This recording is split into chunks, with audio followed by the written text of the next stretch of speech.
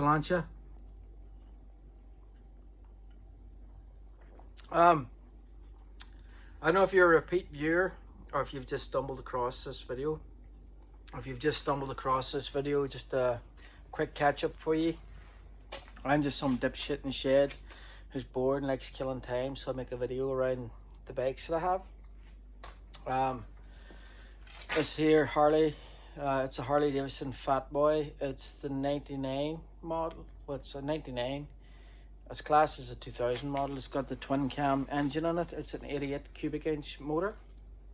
And then the black one there, it is a 1997 Heritage Classic with an Evo motor in her.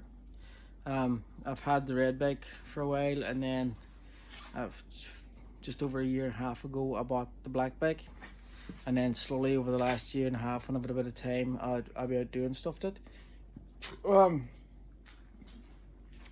So the black bike here, I'll cut in a few seconds till before or pictures of it, so when I picked it up I'll show you what it looked like when I got it. But it had that there tin on it there, and then had that exhaust. So I have done a bit of work to it, but I'll just jump in now and I'll show you a few of the before photos so you can actually see what it looked like when I got it.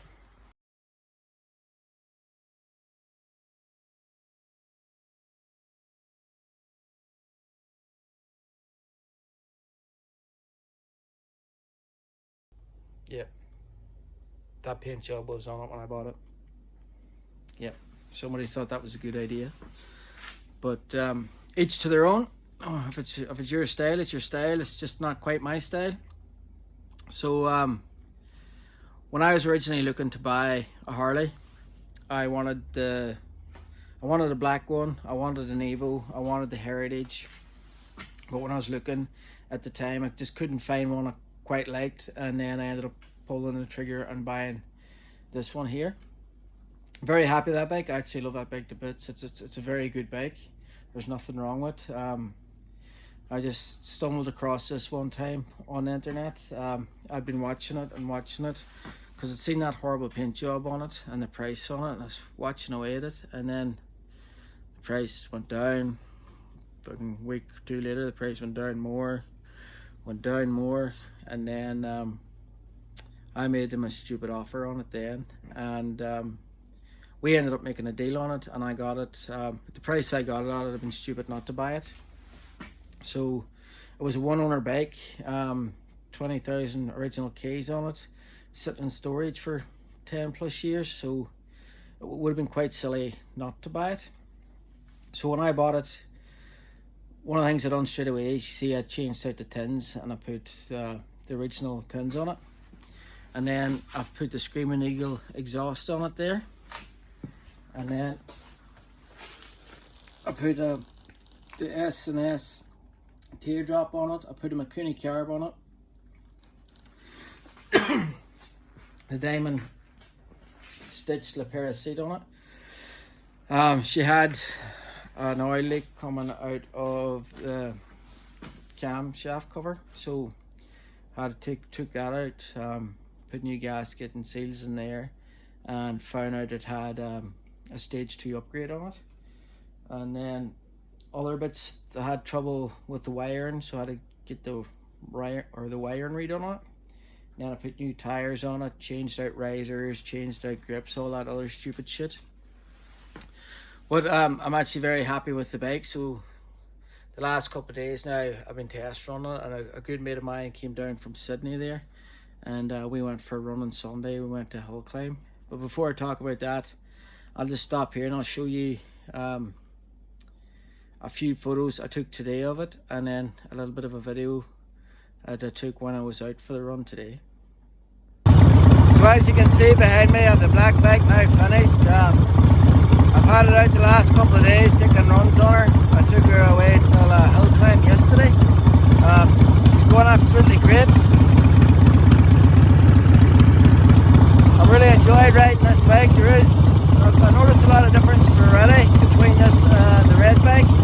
Even the seats here that are the same seat. This one's slightly kicked up more, and it's actually more comfortable to ride.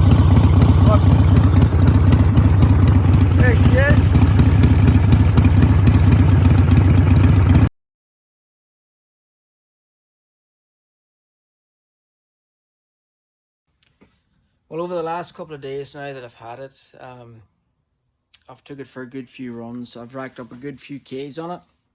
I'm really, really happy that I bought the bike. As I say, it always played in my mind if I didn't buy the bike, because it was one where, like, I've been dreaming about that one for a long time, and I'm lucky enough to actually have that bike. Not only that one, but I'm lucky, very lucky to have two bikes in my shed.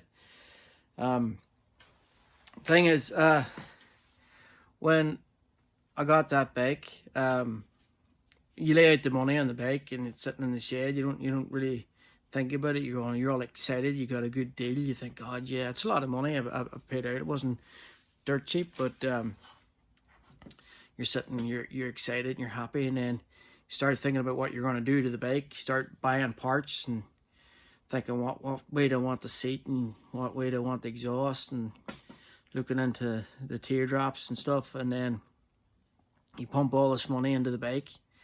And I was surprised on Thursday when I walked into the RTA. That's here, you go into the RTA to register the bike for the road. So you go and you pay your crap, and then they give you the number plate and you can ride it on the road. But when I got the ticket and I'm standing there with a handwritten receipt for the bike, it just dawned on me and going, oh, like, fuck, I have a lot of money now in this bike.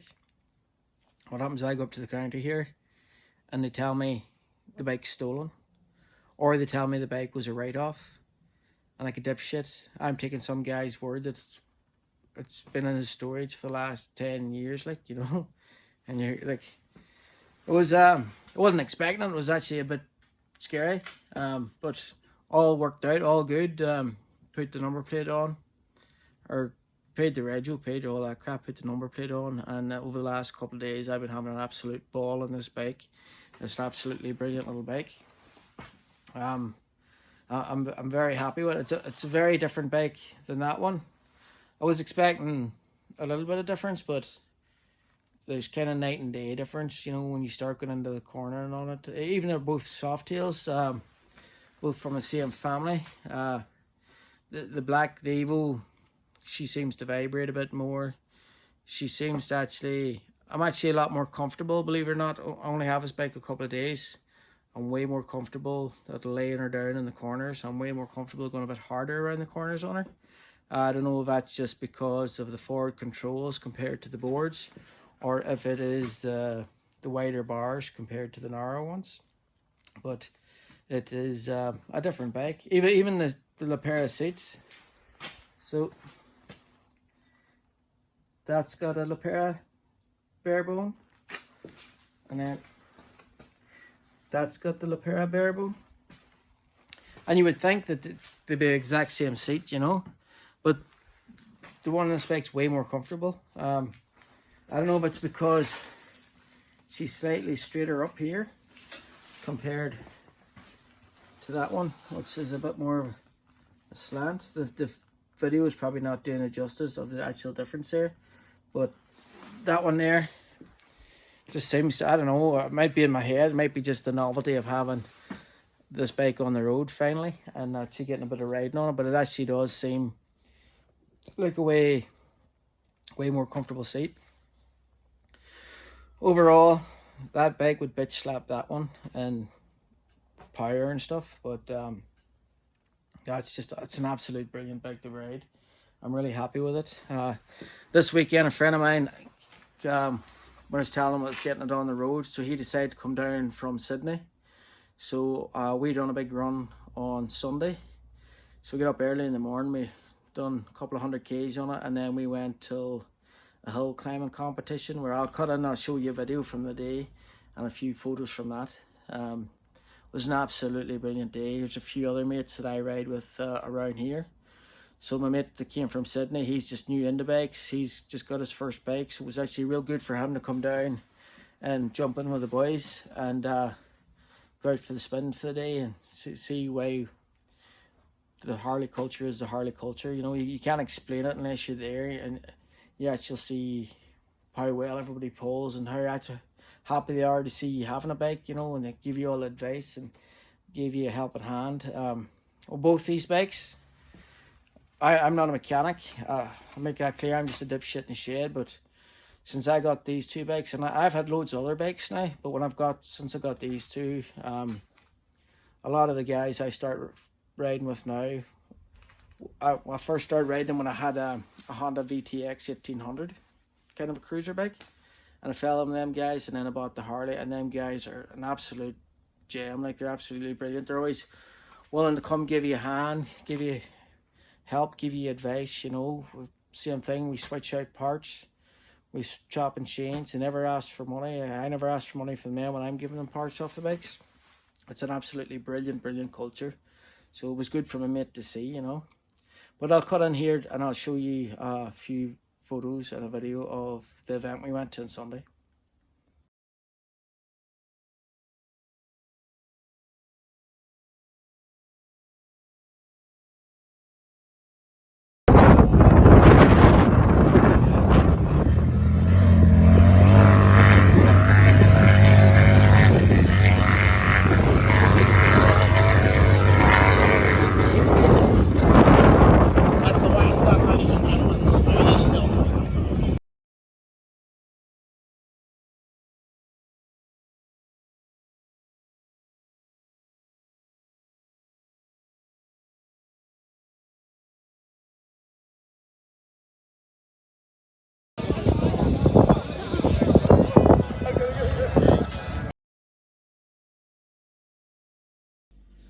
So I'm probably going to wrap this video up here now.